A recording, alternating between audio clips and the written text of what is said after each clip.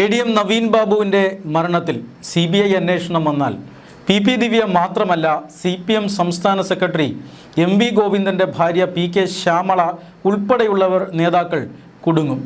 നവീൻ ആത്മഹത്യ ചെയ്തതല്ല, കൊല്ലപ്പെട്ടതാണെന്ന ബന്ധുക്കളുടെ സംശയം ശരിവയ്ക്കുന്നതിന് തെളിവുകൾ CBI ഫോൺ കോളുകളുടെ അടിസ്ഥാനത്തിൽ കണ്ടെത്തും. നവീൻ്റെ ആത്മഹത്യയ്ക്ക് പിന്നാലെ ദിവ്യ അറസ്റ്റിലായി ജയിലിൽ നിന്ന് ജാമ്യം കിട്ടി പുറത്തിറങ്ങിയ ദിവ്യയെ ജയിലിന് മുന്നിൽ മാലയിട്ട് സ്വീകരിച്ച് കൊട്ടും കുരവയുമായി വീട്ടിലേക്ക് കൊണ്ടുപോയി ആനയിച്ചത് PK ശ്യാമളയാണ്. അത്തരത്തിൽ സ്വീകരണം നൽകുന്നതിൽ നിന്ന് MV ഗോവിന്ദൻ ഭാര്യയെ വിലക്കിയില്ല. അങ്ങനെയെങ്കിൽ ഗോവിന്ദൻ എന്തിനാണ് ഈ കേസിൽ അനാവശ്യമായി ഇടപെട്ടത് എന്നതാണ് ചോദ്യം. ദിവ്യയ്ക്ക് ജാമ്യം നേടിക്കൊടുക്കാൻ അണിയറയിൽ പ്രവർത്തിച്ചത് MV ഗോവിന്ദൻ ഉൾപ്പെടെ മുൻനിര നേതാക്കളാണ്. തളിപ്പറമ്പിൽ PK ശ്യാമള നിയമസഭാ തെരഞ്ഞെടുപ്പിൽ ദയനീയമായി തോൽക്കാൻ കാരണമായതും ദിവ്യയെ ജയിലിലും പുറത്തും സഹായിച്ചുവെന്ന ജനങ്ങളുടെ വിലയിരുത്തലാണ്. നിലവിലെ സാഹചര്യത്തിൽ PK ശ്യാമളയും MV ഗോവിന്ദനും PP ദിവ്യയുമായി നടത്തിയ ആശയവിനിമയങ്ങളും ഫോൺ കോളുകളും പുറത്തുവരും. അതേസമയം കേസ് അന്വേഷണത്തിന് CBI വരുന്നതിൽ CPM എതിർപ്പറിയിച്ചു.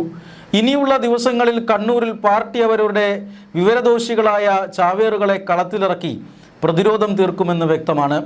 ADM നവീൻ ബാബുവിൻ്റെ മരണവുമായി ബന്ധപ്പെട്ട കേസിൻ്റെ അന്വേഷണം CBIക്ക് വിടാനുള്ള നീക്കം രാഷ്ട്രീയ പ്രേരിതമാണെന്ന് CPM കണ്ണൂർ ജില്ലാ സെക്രട്ടറി KK രാഗേഷ്. ഹൈക്കോടതിയും സുപ്രീം കോടതിയും കുടുംബത്തിൻ്റെ ആവശ്യം തള്ളിയതാണ്. സുപ്രീം കോടതിയേക്കാൾ വലിയ ആളാണോ കേരളത്തിലെ മുഖ്യമന്ത്രിയെന്നും KK രാഗേഷ് ചോദിച്ചിരുന്നു. VD സതീശൻ്റെ നേതൃത്വത്തിൽ അധികാരമേറ്റ UDF സർക്കാർ CBIക്ക് വിടുന്ന ആദ്യത്തെ കേസാണിത്. പോലീസ് കുറ്റപത്രം സമർപ്പിച്ച കേസിൽ PP ദിവ്യയാണ് ഏക പ്രതി. കൂടുതൽ പ്രതികളുണ്ടാകാനുള്ള സാധ്യത തള്ളിക്കളയാനാകില്ല. നവീൻ ബാബുവിൻ്റെ ഭാര്യ മഞ്ജുഷ നൽകിയ ഹർജിയിലാണ് കണ്ണൂർ ടൗൺ പോലീസ് തുടരന്വേഷണം നടത്തി വിചാരണ കോടതിയിൽ റിപ്പോർട്ട് സമർപ്പിച്ചത്.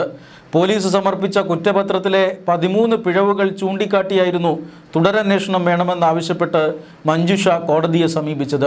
കേസിൽ CBI അന്വേഷണം വേണമെന്ന അടിയന്തര ആവശ്യം ഉന്നയിച്ച് നവീൻ ബാബു കുടുംബം കഴിഞ്ഞ ദിവസം മുഖ്യമന്ത്രിയെ നേരിട്ട് കണ്ട് സംസാരിച്ചിരുന്നു. നിലവിലെ പോലീസ് അന്വേഷണത്തിൽ കുടുംബം തങ്ങളുടെ ശക്തമായ അതൃപ്തി മുഖ്യമന്ത്രിയെ അറിയിക്കുകയും ചെയ്തിരുന്നു. സർക്കാരിൻ്റെ പുതിയ വിജ്ഞാപനം പുറത്തു വരുന്നതോടെ ഇനി CBI ആയിരിക്കും കേസിൻ്റെ ഭാവി കാര്യങ്ങളിൽ അന്തിമ തീരുമാനമെടുക്കുക. നവീൻ ബാബുവിനെതിരെ മുമ്പ് അഴിമതി ആരോപണം ഉന്നയിച്ചിരുന്ന പ്രശാന്തൻ്റെ ബാങ്ക് ഇടപാടുകളെക്കുറിച്ച് CBI വിപുലമായ പരിശോധന നടത്തും. പ്രശാന്തൻ കൊയ്യം സർവീസ് സഹകരണ ബാങ്കിൽ നിന്ന് സ്വർണം പണയം വെച്ച് പണം വായ്പയായി എടുത്തതിൻ്റെ കൃത്യമായ രേഖകൾ പോലീസ് പുതിയ റിപ്പോർട്ടിനൊപ്പം കോടതിയിൽ ഹാജരാക്കിയിട്ടുണ്ട്. ഇതിനു പുറമെ കേസിൽ ഏറെ നിർണായകമായ ADMൻ്റെ ക്വാർട്ടേഴ്സ് സമീപത്തെ CCTV ദൃശ്യങ്ങളുടെ പൂർണ്ണരൂപവും അന്വേഷണ സംഘം വിചാരണ കോടതിക്ക് മുമ്പിൽ സമർപ്പിച്ചിട്ടുണ്ട്. CBI അന്വേഷണം സംബന്ധിച്ച വിജ്ഞാപനം കൂടി എത്തുന്നതോടെ കേസ് പുതിയ നിയമപരമായ തലങ്ങളിലേക്ക് കടക്കുമെന്നാണ് വിലയിരുത്തപ്പെടുന്നത്.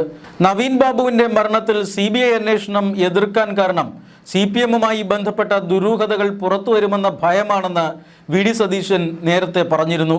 ADM നവീൻ ബാബുവിൻ്റെ ഭാര്യ നൽകിയ കേസിൽ CBI അന്വേഷണത്തിൻ്റെ ആവശ്യമില്ലെന്ന നിലപാടാണ് നേരത്തെ സർക്കാർ കോടതിയിൽ സ്വീകരിച്ചിരുന്നത്.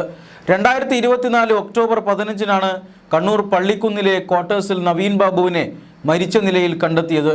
കളക്ട്രേറ്റിൽ നടന്ന യാത്രയയപ്പ് ചടങ്ങിൽ അന്നത്തെ ജില്ലാ പ്രസിഡന്റ് PP ദിവ്യ പരസ്യമായി അധിക്ഷേപിച്ചതിന് പിന്നാലെയായിരുന്നു ദുരൂഹ സാഹചര്യത്തിൽ നവീൻ്റെ മരണം.